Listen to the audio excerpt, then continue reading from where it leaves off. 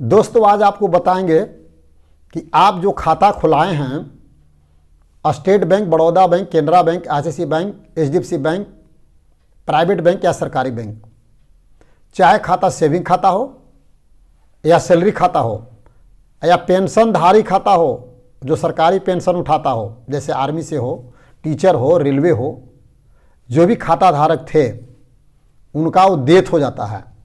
तो पिछला बार आपको बताए थे कि नॉमिनी डालिए अपना खाता में जिसको रखना है। तो यदि आप डाले होंगे तो जो इसका नाम नॉमिनी में होगा, उस खाता में पड़ा होगा, तो आदमी आराम से उस पैसे को हासिल कर सकता है। उसके लिए बैंक में जाना होगा आपको। पहले वो एप्लीकेशन दीजिए कि सर मेरे पिताजी थे, माताजी थे या भाई थे, जो भी हैं, या उसकी पत्नी होगी, वो जाएगी और एक आवेदन पत्र देगा, उनका खाता जरूर लेके जाएगा और मृत्यु प्रमाण पत्र भी साथ में लेके जाएगा।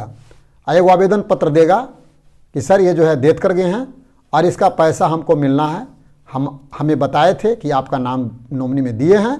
तो उसके लिए एक फॉर्म आता है, मात्र 2 पेज का फॉर्म होगा वो, और ज़्यादा कुछ नहीं लिखना है। तो सबसे पहले नॉमिनी का उसी बैंक में खाता होना चाहिए, बचत खाता।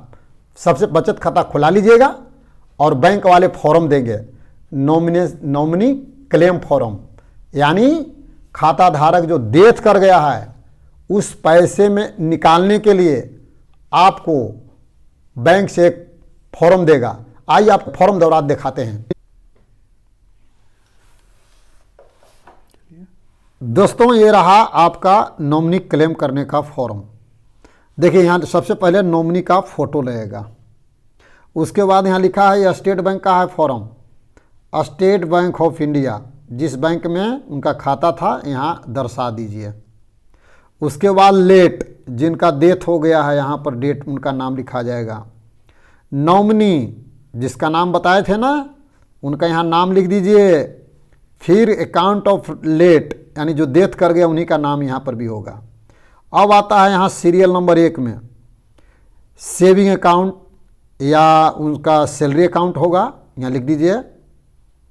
उसके बाद अकाउंट नंबर लिख दीजिए। अमाउंट को छोड़ दीजिए, अमाउंट नहीं लिखना है। अमाउंट कब लिखाएगा?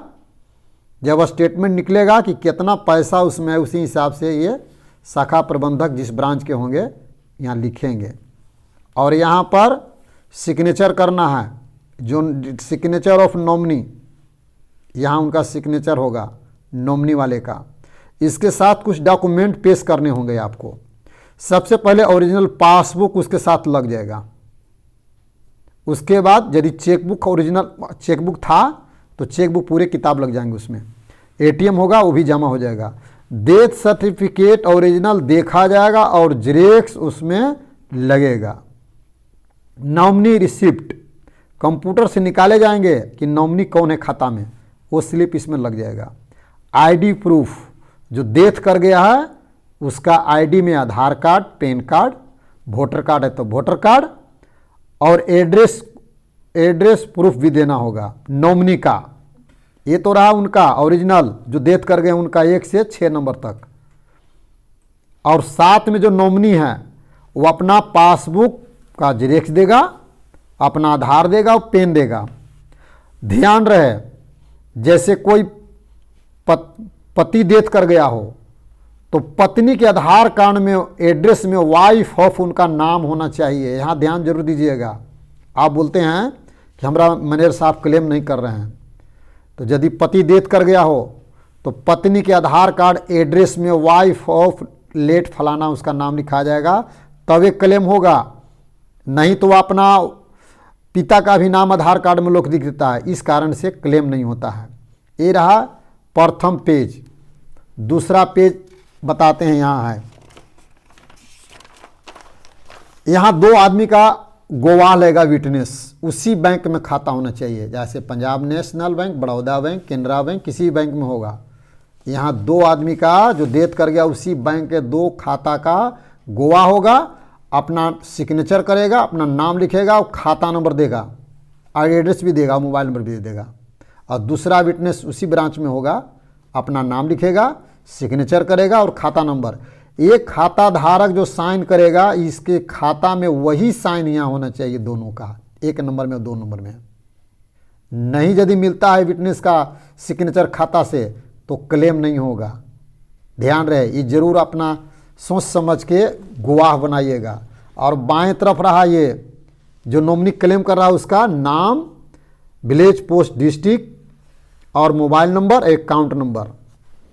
और इसके बाद यह है फॉर ऑफिस द यूज, ये ऑफिस वाले शाखा प्रबंधक या अकाउंटेंट होंगे वो यहाँ पर भरेंगे, आपको भरने की ज़रूरत नहीं है। अब तीसरा पेज में आइए, यहाँ नॉमिनी का खाता धारक जिसमें आपको पैसवा लेना है वो रहेगा। यहाँ भी सेम रहेगा, नॉमिनी का खाता 2 जगह लिखा जाएगा। उसके बाद इसमें आपका साइन नहीं होगा, यहाँ ब्रांच मैनेजर साइन करेंगे। और यहाँ पर भी जो है ये दोनों खाता जो नॉमिनी का होगा ओरिजिनल से ही ब्रांच मैनेजर ही लिखेंगे यहाँ पर, और बैंक का नाम दर्शा देंगे कि कौन सा बैंक का है। उसके बाद नीचे ये रिसिप्ट में यहाँ एगो रेवेन्यू स्टाम्प लगेगा। ये रेवेन्यू स्टाम्प आपको पोस्ट ऑफिस से मिलता है 1 रुपया का। इसमें आप 1 रुपया के रेवेन्यू स्टाम्प लगा करके यहाँ से साइन करेंगे क्रॉस में, यहाँ से सीधे साइन करके इधर से पार कर देंगे। फिर आपका नाम रहेगा, एड्रेस रहेगा और यहाँ पर आप सिग्नेचर कर देंगे और डेट भर देंगे। इसके साथ नॉमिनी का पासबुक का जेरॉक्स, आधार कार्ड, पैन कार्ड और जो डेथ कर गया है उसका ओरिजिनल पासबुक लग जाएगा, डेथ सर्टिफिकेट का फोटोकॉपी